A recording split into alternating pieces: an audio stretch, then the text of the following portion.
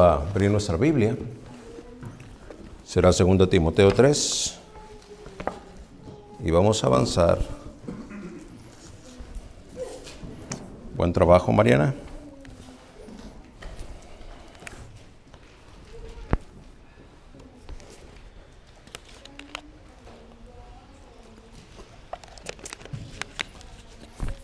Precioso día hoy, ¿no? Gloria al Señor. Ahora sí se antoja tener un chocolatito caliente,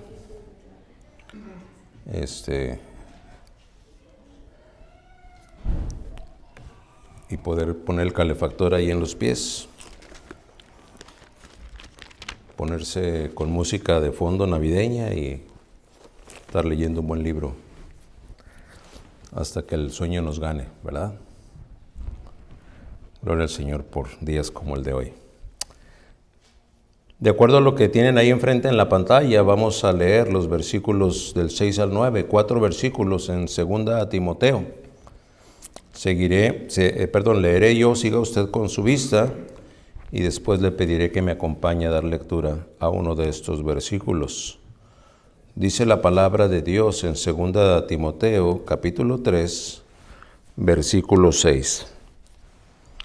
Porque de estos son los que se meten en las casas y llevan cautivas a las mujercillas cargadas de pecados, arrastradas por diversas concupiscencias.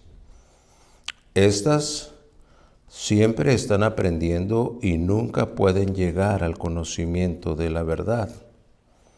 Y de la manera que Janes y Jambres resistieron a Moisés, así también estos resisten a la verdad. Hombres corruptos de entendimiento, réprobos en cuanto a la fe.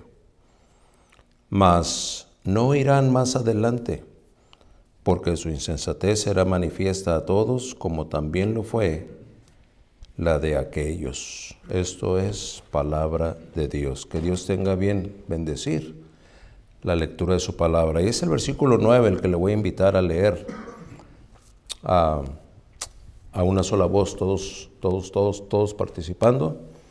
La palabra de Dios dice en el versículo 9, mas no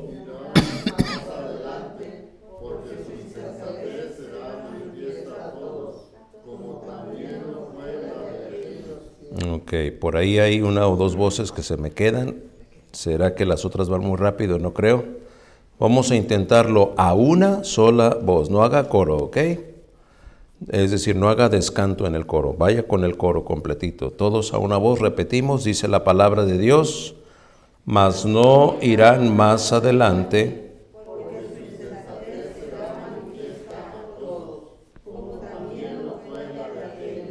Gloria al Señor.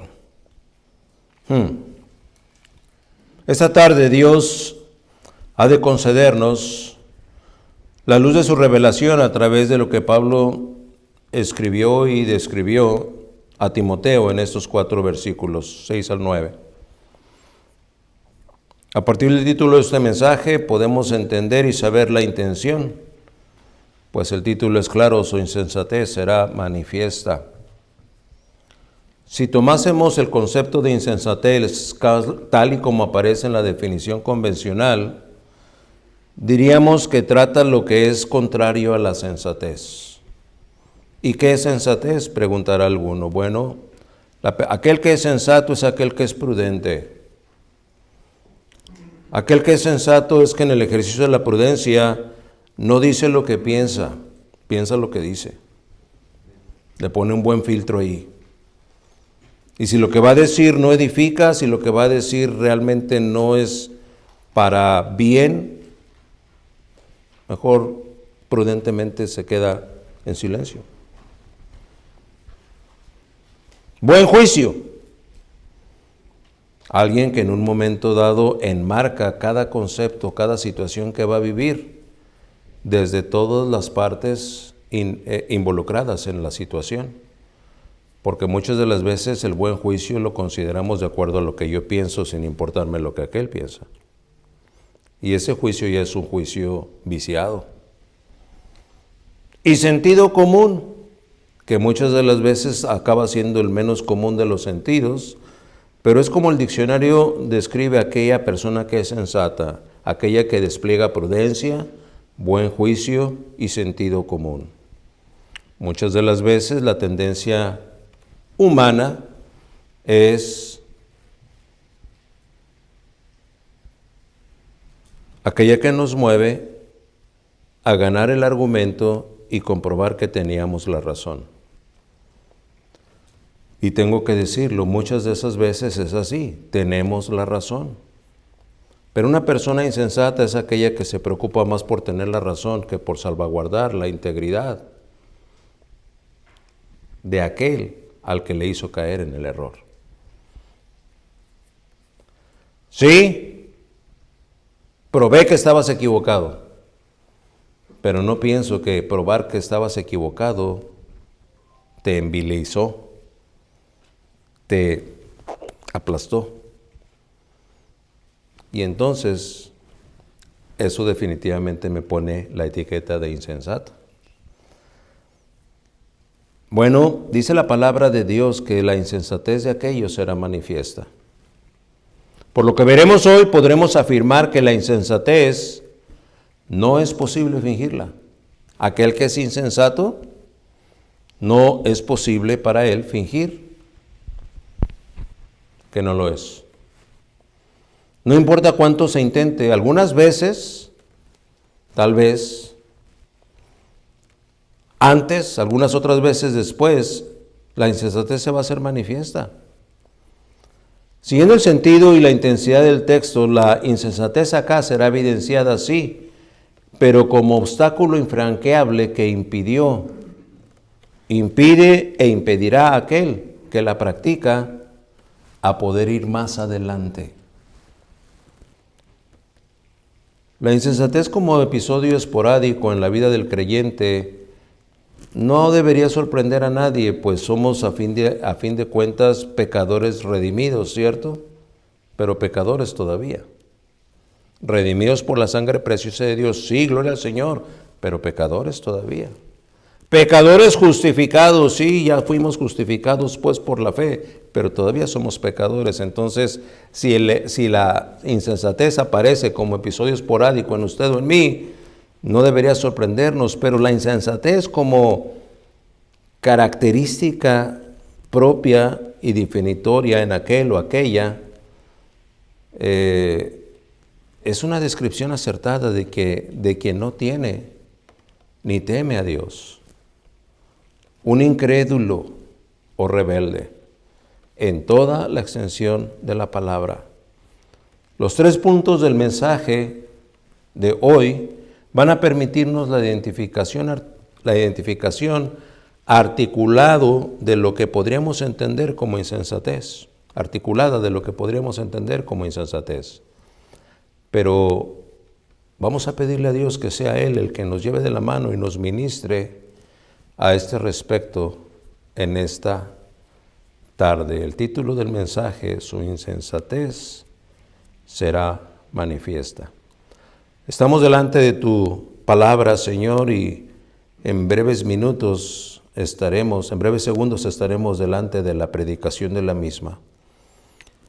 Pedimos en el precioso nombre de tu Hijo Jesucristo que tu Espíritu Santo tome control de este tiempo, tanto en el que habla como en los que oyen, y que tu palabra sea predicada con el poder de lo alto de manera simple, de manera clara y de manera trascendente. No por el orador que en su inutilidad hará algunos intentos, sino porque tu gracia estará en favor tanto del que habla como de los que oyen. Suplicamos por aquellos que puedan en un momento oír este mensaje posteriormente en las plataformas de internet, y aquellos que pudiendo estar aquí no están, Señor, que les des la oportunidad de venir al conocimiento de estas verdades predicadas a través de ese medio. Entregamos pues a ti, Señor, este tiempo para que tú tengas a bien bendecirnos. En el nombre del Señor Jesús. Amén. Su insensatez será manifiesta. A lo largo de cada punto del mensaje, Pablo va a describir y a definir muy bien cómo es la insensatez y cómo se manifiesta en quien la practica. También cómo la insensatez, por su frivolidad y su escandalosa condición, ha de terminar siendo obstáculo infranqueable para el avance en el camino de la fe. Es cierto, no podrán ir más adelante cometiendo sus barbaridades y sus herejías los que tienen apariencia de piedad, pero también la insensatez es factor como para que el desarrollo del Hijo de Dios termine estancándose, termine en una condición en la que como un minusválido espiritual no logra desarrollar destrezas de un cuerpo maduro.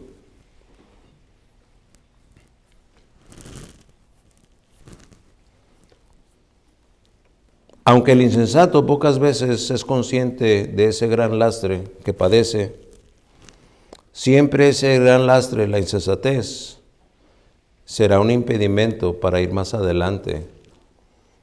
Ya lo dije, tanto en el avance que pretende aquel en su perversidad, como en el avance que el creyente puede esperar en su desarrollo espiritual y en nuestra transformación y en nuestra conversión para ser más como Cristo. ¿Cómo es que el verdadero creyente podría evaluarse a sí mismo? ¿Cuáles son los indicadores que el Hijo de Dios ha de tomar en cuenta para que le ayuden a determinar si este o esta cursa un episodio de insensatez, sea este menor o mayor en el grado que practica en su vida? Preguntas como estas son preguntas que se agradecen. ¿Por qué? Porque este bosquejo al menos nos instruirá con la suficiente claridad respecto de tres grandes losas que a manera de imponentes barreras se manifestarán para entorpecer nuestro avance. La número 1 la identificamos como el arrastre. La número 2, la resistencia. Y la número 3, el estancamiento. Acá pues algunas características de estos insensatos, Pablo nos las va a describir puntualmente, así como algunas de sus malvadas actividades. Su insensatez será manifiesta. Y así llegamos al punto número 1 del mensaje. Según el versículo 6, ahí se menciona arrastre por diversas concupiscencias. Este versículo abre identificando a un grupo, y es que se va a referir al círculo de gente al que pertenecen los que a continuación serán señalados en sus malas actividades. Y está hablando precisamente de estos con apariencia de piedad. ¿Se acuerdan? Lo oímos predicado la semana pasada. Dice ahí que se introducen a las casas. Se introducen a las casas. Echaremos mano de lo que ya hemos aprendido para fundamentar correctamente la interpretación de este texto. La iglesia en cuestión, en donde Timoteo se encuentra, es la iglesia que está en Éfeso, ¿verdad? ¿Sí se acuerdan de eso? Sí, a ver, dígame el que se acuerda de eso. Amén. Uno nada más. Bueno, gracias a Dios por ese uno. ¿Qué características tenía en particular esta ciudad? Estaríamos hablando esto en un contexto cronológico y cultural. ¿Se acuerda? En Éfeso había idolatría. Era una ciudad cautiva en la mitología griega. La diosa Diana era la referencia sobre todo para la población femenina ahí. Esta falsa deidad lasciva y fornicaria, sobradamente fértil dada su promiscuidad, asumían los griegos en su mitología que era capaz de tener partos múltiples y así la necesidad de amamantar simultáneamente a muchos bebés, por eso tenía muchos senos. Éfeso, una ciudad fundada por mujeres guerreras, capaces en la milicia. Dada su destreza en el tiro con arco, eran mujeres a las que, para maximizar su eficiencia militar, se les extirpaba un seno según fueran zurdas o derechas. Si eran buenas para disparar con la mano derecha, se les extirpaba el seno izquierdo. Y a la inversa. Amazonas, ¿qué es lo que quiere decir? Sin masa mamaria, es lo que quiere decir una amazona. La mujer común de Éfeso, bajo tal influencia, asumía entonces ser autosuficiente. Caray, como que se parece un poquito Éfeso a la sociedad de hoy en día. Asumía como opción o alternativa tener y o respetar a un hombre. Ya no se diga tener y honrar a un marido. A lo anterior podemos agregar el auge de la prostitución, no solo en la ciudad, sino en las ciudades de la región, y no nada más en las ciudades, a veces en los templos. Así es que, ¿cuántas casas a las que los que aparentaban piedad podían meterse en aquella ciudad?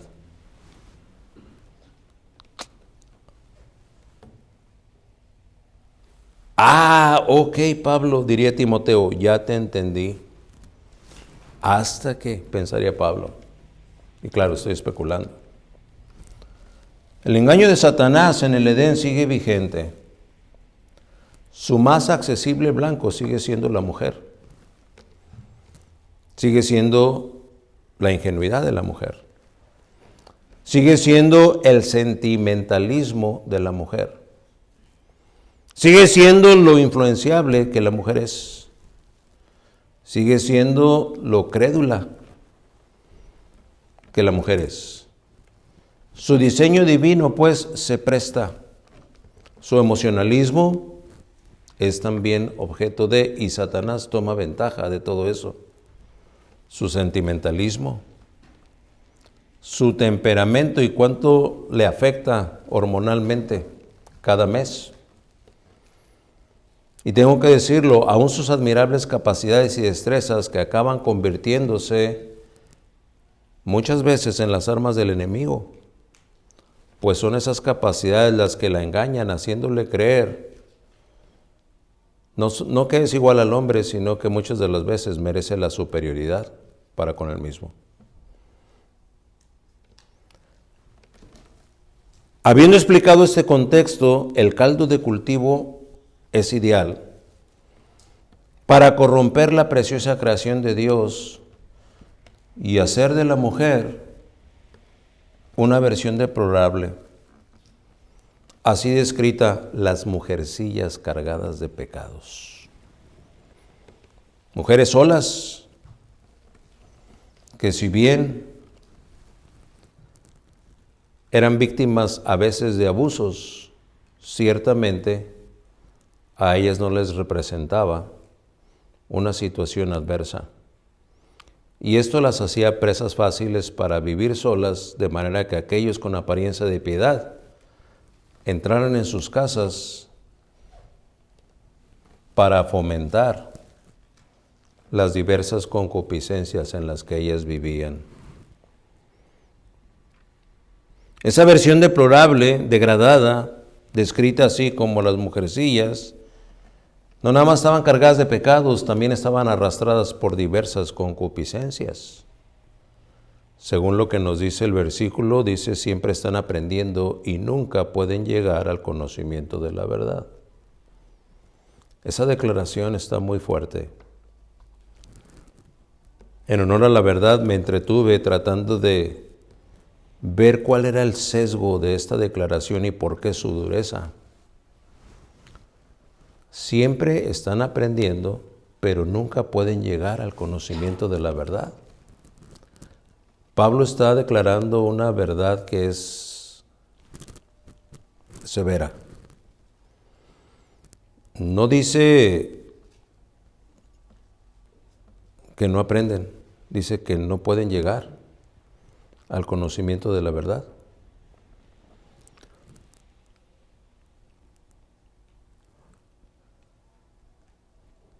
Con el respeto y el amor que me merece toda mujer que escucha mi voz esta tarde o en la repetición o en la retransmisión de las prédicas, el mismo Pablo le escribe a Timoteo en referencia a esta iglesia y cómo son las mujeres en esta iglesia. Porque mientras dice que respecto de la verdad no pueden llegar al conocimiento de ella, en 1 Timoteo 5:13 el mismo Pablo le escribe a Timoteo y le dice lo que sí son capaces de aprender. Porque dice, y también aprenden, estoy en 1 Timoteo 5:13, a ser ociosas. Eso sí lo aprenden. Andando de casa en casa. Sigue diciendo, y no solamente ociosas, sino también chismosas y entremetidas, hablando de lo que no deberían.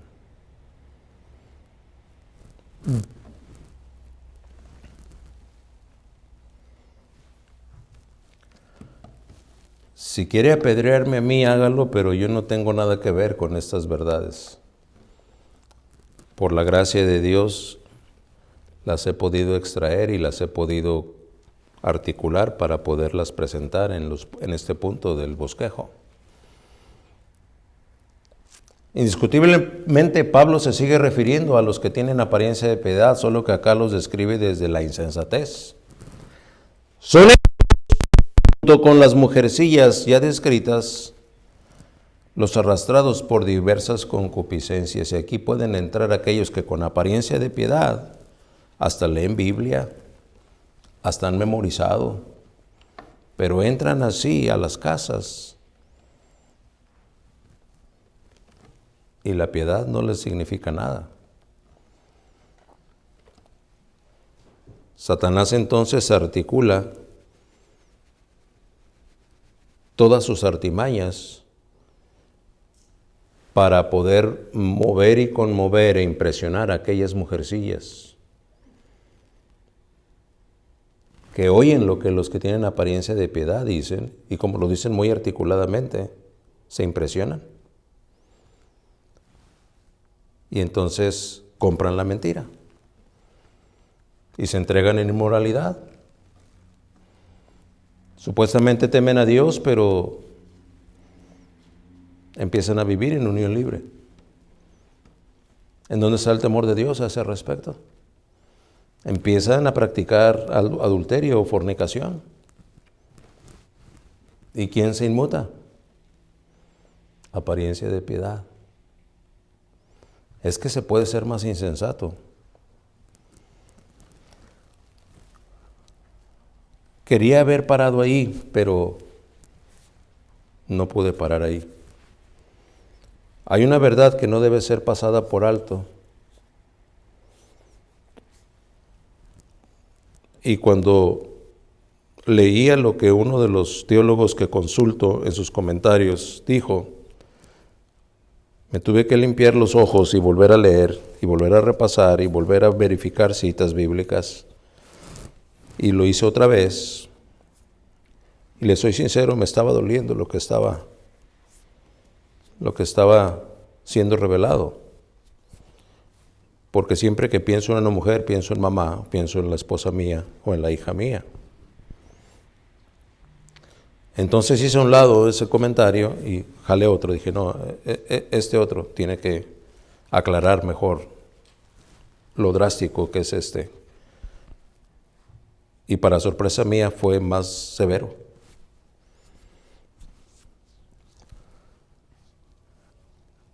Y entonces, humanamente yo me resisto y digo, no, este sesgo está un poquito delicado, no. Y traje el otro. Este tercero ni siquiera lo menciona. No hace mención de nada de este versículo. Y dije, bueno, pero no me da la paz porque este no lo menciona. Tal vez nomás le quiso sacar la vuelta, ¿verdad? Este otro. Y usted dirá, ¿y a quién consultó, hermano? John Phillips, Matthew Henry, Berkhoff y MacArthur. Y lo traigo y sintetizado lo que encontré, se los quiero compartir. 3 de los 4 teólogos que comentan exegéticamente la Biblia coinciden en esta proposición y está en el versículo 7. Vamos a leerlo todos a una voz. ¿Ok? Todos a una voz. Estoy en 2 Timoteo 3, 7. Déjeme oírle. Dice la palabra de Dios: estas siempre están aprendiendo y nunca pueden llegar al conocimiento de la verdad.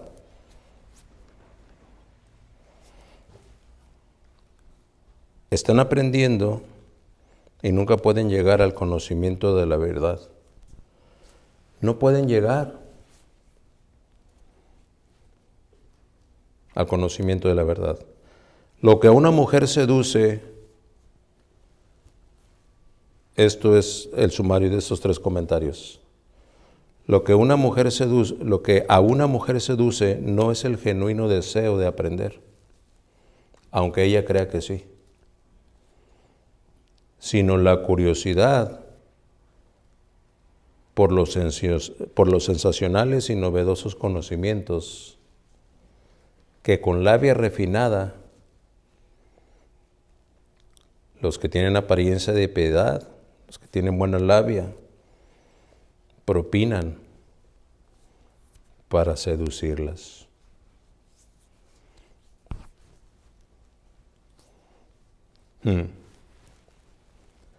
¿Sabe usted si actualmente es usted presa del arrastre de diversas concupiscencias? ¿Cree usted que sería bueno y sabio saberlo para asegurarse? La apariencia de piedad y la insensatez acechan para descubrir lo que será manifiesto y lo que impedirá que se avance. ¿Puede verlo así? ¿O no le importa ni le significa importancia alguna? Refiere diversas concupiscencias. Una concupiscencia es ese pecado que no necesita ser estimulado por ningún agente externo. Concupiscencia es esa combinación de carne y alma. Carne, mis sentidos. Alma, mis sentimientos y mis pensamientos y mis decisiones. En el estímulo recíproco de estas 2 partes de la naturaleza del hombre, ¡pum!, se disparan los pecados que les podemos poner etiquetas de concupiscencia. Puede haber alguien sentado aquí cuyo pensamiento llega a su mente y es un pensamiento lascivo, por ejemplo. Y ese pensamiento lascivo llega a afectar al cuerpo. Y en su cuerpo puede presentarse una excitación relativa, que es falaz, pero es concupiscencia. Y usted está sentado aquí oyendo predicación, pero en su ser está sucediendo ese pecado. Concupiscencias. Si decimos que diversas concupiscencias, nos podemos entonces ampliar ese concepto a todo lo que puede incluir estas diversas concupiscencias. Una concupiscencia es ese intenso deseo o apetito compulsivo y desordenado por placeres sensuales y sexuales detonados en el interior del ser humano. Y estamos en la iglesia, así es que no voy a mencionar más. Voy a dejar que el poder del Espíritu Santo, en su tarea transformadora, redarguya a cada uno aquí para evaluar si no hay un arrastre por diversas concupiscencias. Diversas concupiscencias. diversas concupiscencias. Su insensatez será manifiesta.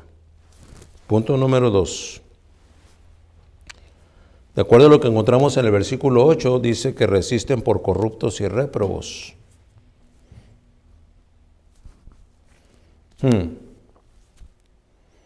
Se habría citado una manera de resistir aquí en este versículo 8, ¿verdad?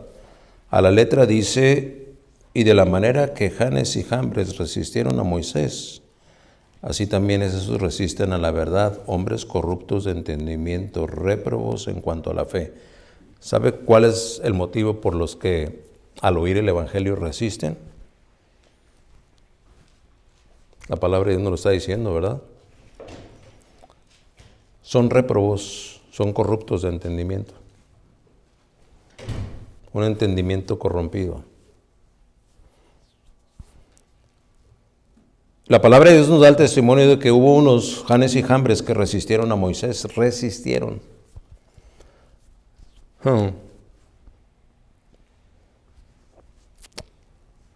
No gozan de buena fama y tampoco gozan de mucha fama, porque no son mencionados en ningún otro lugar de la Biblia.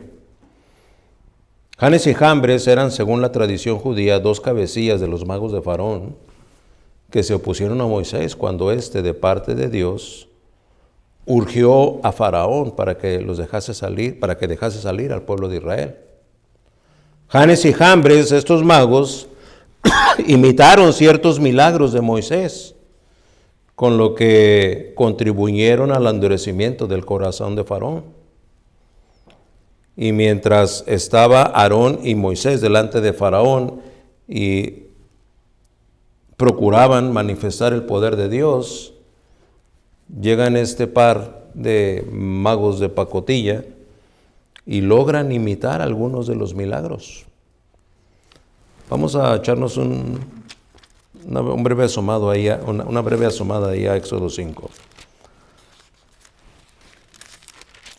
La palabra de Dios nos da este testimonio y mire que si Timoteo si Pablo se lo está escribiendo a Timoteo, eso da la impresión de que Pablo sabía de lo que estaba hablando en cuanto a historia del Pentateuco. Porque de la pluma de Pablo sale el escrito, ¿verdad? Estos insensatos, estos con apariencia de piedad, su insensatez va a ser manifiesta. ¿Cómo? Así como Janes y Jambres. ¿De dónde saca Pablo este conocimiento? Bueno, pues sabe de lo que está hablando. Dice la palabra de Dios en 5:1 de Éxodo. Después Moisés y Aarón entraron a la presencia de Faraón y le dijeron: Jehová, el Dios de Israel, dice así: deja ir así a mi pueblo a celebrarme fiesta en el desierto. Y Faraón respondió: ¿quién es Jehová para que yo oiga su voz y deje ir a Israel? Yo no conozco a Jehová, ni tampoco dejaré ir a Israel. Vamos a ver el 7:11. Aquí tenemos donde llegan Moisés y Aarón. Vamos a ver lo que dice el 7:11, donde aparecen este par de pillos. Entonces llamó también Faraón, dice el 7:11.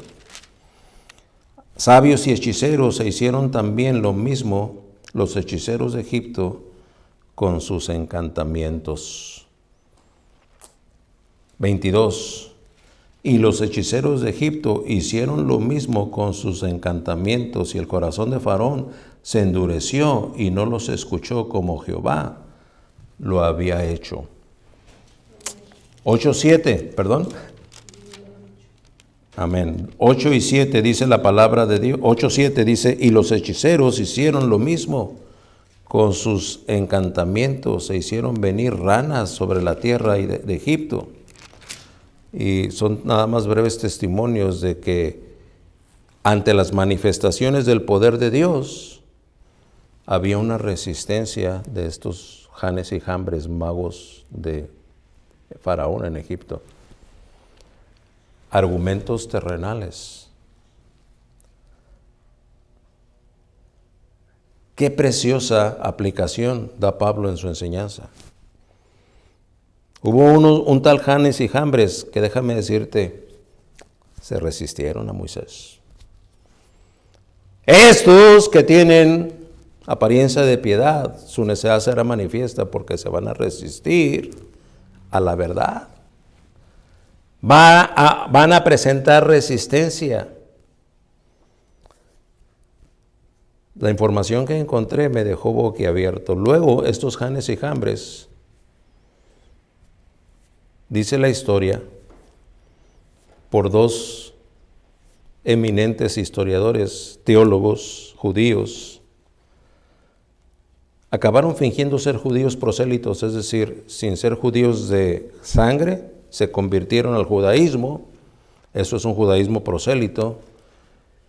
Y cuando el pueblo de Israel salió de Egipto, Janes y Jambres, que durante el tiempo de las plagas estuvieron ahí resistiendo a Jehová, se fueron con el pueblo de Israel.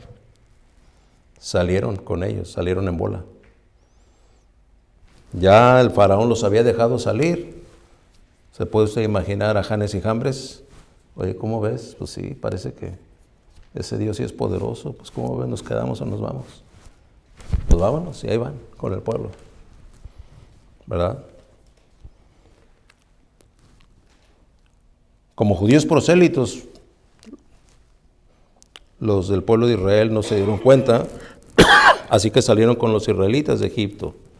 Pero más tarde fueron ellos los que, mientras Israel esperaba a Moisés, indujeron a Aarón para que, apoyados por el pueblo en donde ellos estaban, Aarón les fabricara el becerro de oro. 12:38 de la palabra de Dios, hablando. Dice, también subió con ellos grande multitud de toda clase de gentes. Ahí iban Janes y Jambres. Dice, y ovejas y muchísimo ganado. Y cocieron tortas y etcétera, etcétera. Con la influencia de aquellos corruptos y réprobos maestros,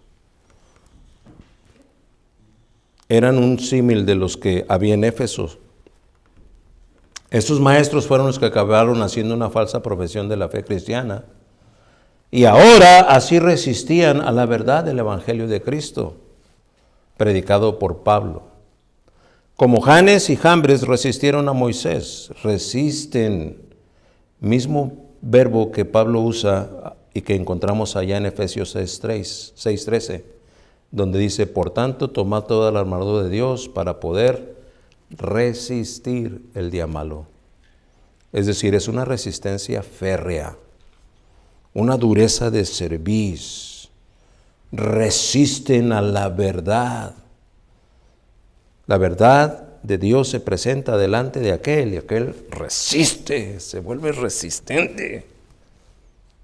Características de los que tienen apariencia de piedad, cuya insensatez será manifiesta. Un entendimiento atrofiado, porque dice corruptos de entendimiento.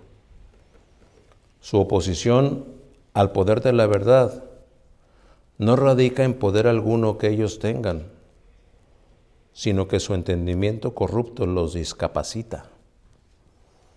Y tal resistencia es en realidad enajenación en su intelecto y en su mente. Voy a hacer referencia con todo el respeto que me merece, porque se trata del familiar de una hermana aquí. ¿Don Fernando? No. ¿Cómo se llamaba su papá, hermana Elvira? Ricardo, don Ricardo. Fina persona. Estoy hablando de hace unos 7, 8 años tal vez. Visitó el señor Ricardo a su hija aquí en San Diego y tuve la oportunidad de conocerlo. Inclusive tuve la oportunidad también de ayudarle con sus problemas de audición. Le adaptamos unos audífonos para sordera. Y claro, la carga de la hermana era que su papi fuera expuesto al Evangelio. La posición de don Ricardo era una posición resistente a la verdad. ¿En qué fincaba él su dureza? En que él era un libre pensador. Es el término que usaba. Yo soy un libre pensador, no tengo por qué sujetarme a ninguna fe, a ninguna creencia. Siendo libre yo puedo pensar lo que quiera, hacer lo que quiera y no tengo ningún reproche ni tampoco tengo que darle cuentas a nadie. Ese es un entendimiento atrofiado. Porque yo varias veces le pedí que me explicara qué quería ser un libre pensador. Y habló mucho, pero no dijo nada. Entonces, como no dijo nada, le dije, disculpe, pero no creo que le estoy entendiendo. ¿En qué está implícita la libertad a la que usted refiere de pensamiento? Y volvió a intentar, y no estoy mintiendo, hermano, usted estaba ahí, y volvió a intentar, y otra vez volvió a hablar mucho, pero no dijo nada.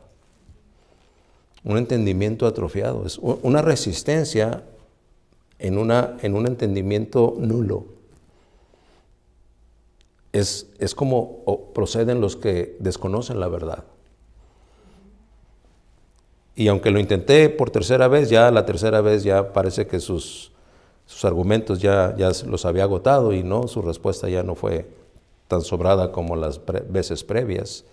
Pero es una buena manera de entender a alguien que tiene un entendimiento corrompido.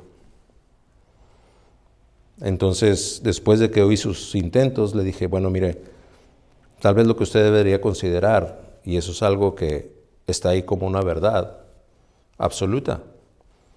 Hay quien la cree y hay quien no la cree. Si usted no quiere creerla, es porque no tiene la capacidad para creerla, y la capacidad se llama fe. La verdadera libertad, la absoluta, está en Cristo.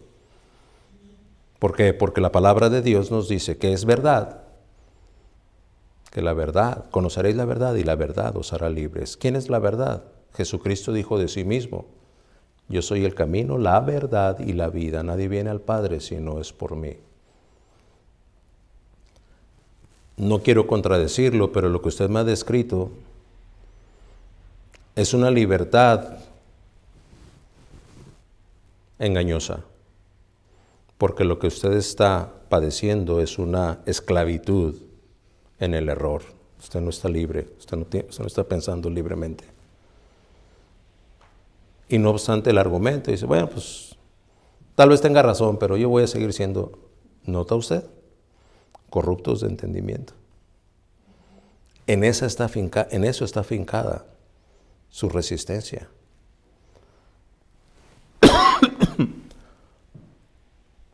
Si menciona a un réprobo, es alguien que, probado, no reúne en sí evidencias suficientes para aprobar. Es decir, para asentir a la doctrina, que en nuestro caso, pues es la doctrina bíblica. La fuente de la teología que queda armada como doctrina para que usted y yo la podamos aprender. Tengo que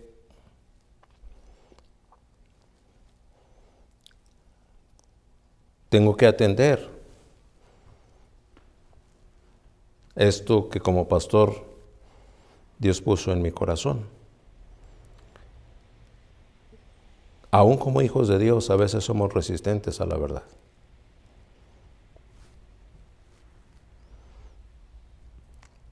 Y nos resistimos. A veces en un grado muy alto de resistencia. A veces en un grado mediano de resistencia. Y otras veces a lo mejor en un grado menor de resistencia, pero a fin de cuentas nos resistimos. Y esto me aterró a mí. ¿Por qué? Porque me estoy describiendo a mí, hermano.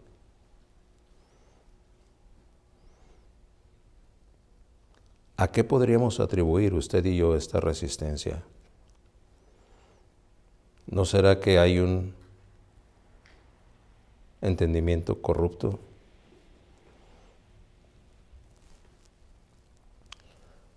Un entendimiento atrofiado.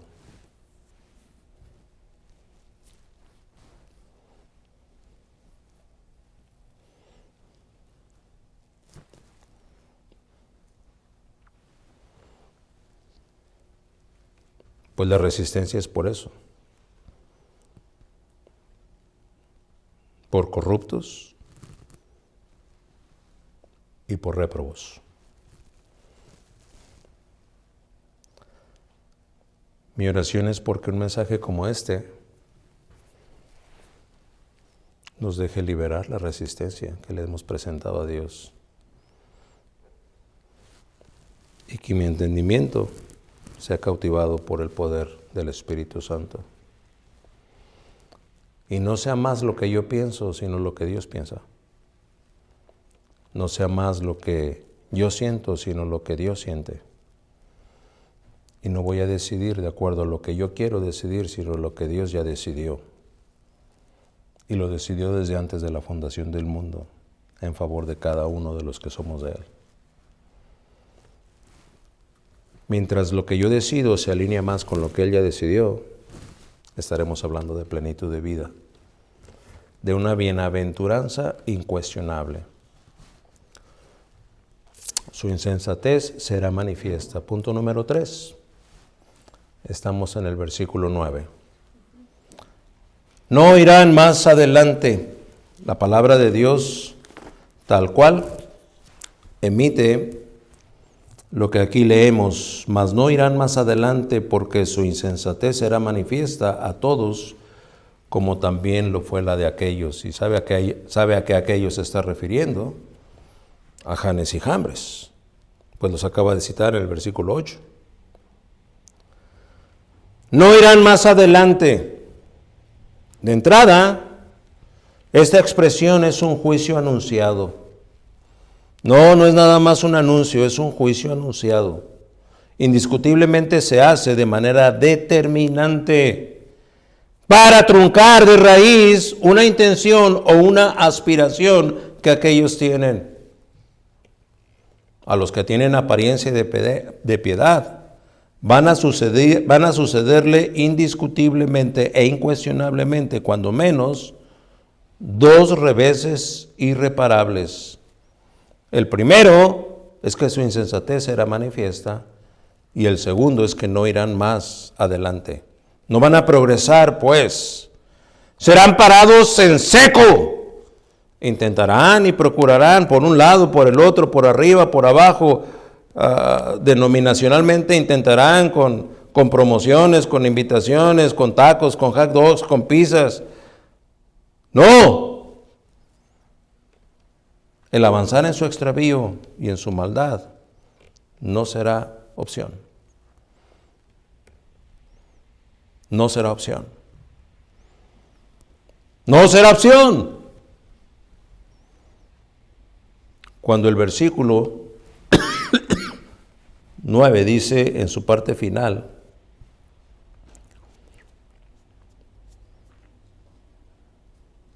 como también lo fue la de aquellos, se refiere precisamente a Janes y Jambres.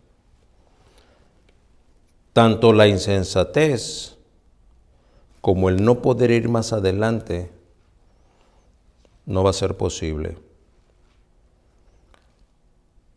Hay una revelación que aquellos hicieron delante de Faraón.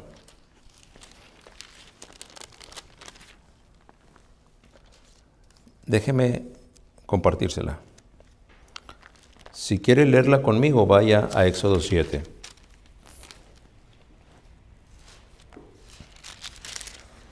En el versículo 12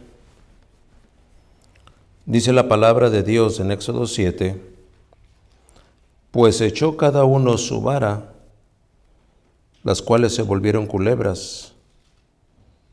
Sigue diciendo, mas la vara de Aarón devoró las varas de ellos. ¿Qué se está ilustrando aquí? Que la resistencia de aquellos no es nada delante del poder de Dios. En el 8:18 leemos: y los hechiceros hicieron así también, para sacar piojos con sus encantamientos. ¿Pero qué dice ahí? Pero no pudieron. Y hubo piojos tanto en los hombres como en las bestias. Dios manda la plaga de los piojos. Faraón le habla a sus magos y a sus hechiceros. Dicen: a ver, resuélvanme esto. Desarraiguen los piojos que hay aquí. ¿Y qué nos dice la palabra de Dios? No pudieron. Simplemente no pudieron. Y los piojos llegaron a todos. Note lo que dice el versículo 19. Entonces los hechiceros dijeron a Faraón: estos que se oponen, estos que se resisten, dijeron a Faraón: dedo de Dios es este, dedo de Dios es este. Mas el corazón de Faraón se endureció y no los escuchó como Jehová lo había dicho. Dedo de Dios es este.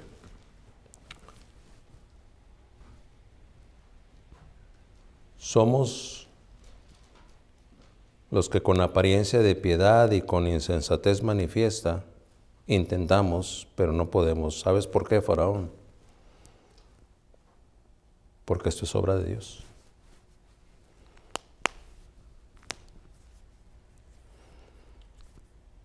No pudieron ir adelante. El dedo de Dios se presenta y se menciona otra vez por el maestro allá en Lucas 11:20. No lo vamos a ver porque es una referencia en la que solamente se menciona cómo el dedo de Dios dispone. Voy a concluir diciéndole: el dedo de Dios está apuntándolo a usted y apuntándome a mí esta tarde. Si por alguna razón o por algún episodio que puede estarse extendiendo ya por algunos días, semanas o meses, usted o el que habla, estamos siendo insensatos. Todavía muchos no lo han notado, pero debe saber, será manifiesta. Por eso lo oportuno que es este mensaje, con el dedo de Dios sobre nosotros, es para que no haya más resistencia de nuestra parte. Y vayamos al trono de la gracia de Dios para que sea Él el que cure nuestra corrupción, para que sea Él que la limpie, y delante de Él nos podamos presentar aprobados, no réprobos. Si a nuestro alrededor podemos ver y saber de alguien cuya insensatez se está manifestando, no tenemos absolutamente nada que hacer cerca de esa persona. Absolutamente nada. Ni despedirse si fuese necesario.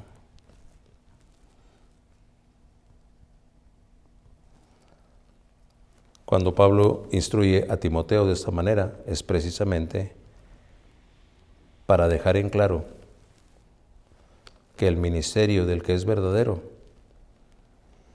es cuidarse de estos réprobos de entendimiento, de estos con apariencia de piedad, de estos cuya insensatez será manifiesta. Y si lo hiciésemos así, definitivamente lo estaremos haciendo bien.